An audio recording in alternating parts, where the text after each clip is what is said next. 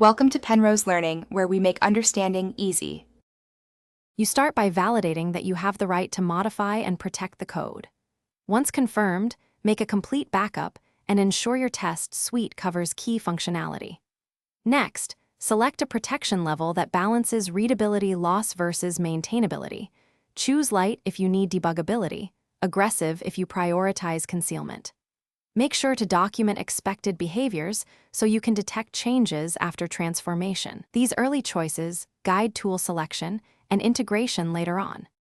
Once the basics are set, integrate obfuscation into a controlled build step rather than ad hoc edits.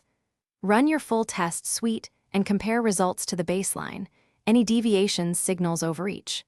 Make sure generated artifacts are versioned and that you keep a mapping or manifest linking obfuscated outputs to original modules for internal debugging.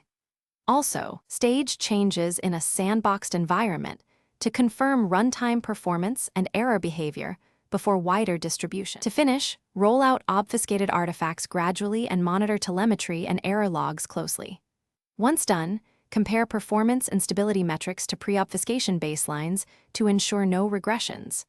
Maintain a clear rollback plan tied to your backups so you can revert quickly if breakage appears. Finally, keep an internal unobfuscated copy for maintenance, and if things go wrong, revert, diagnose with your test suite, and apply a less aggressive protection level before re-releasing. Thanks for watching. If this was helpful, leave a like and consider subscribing. See you next time.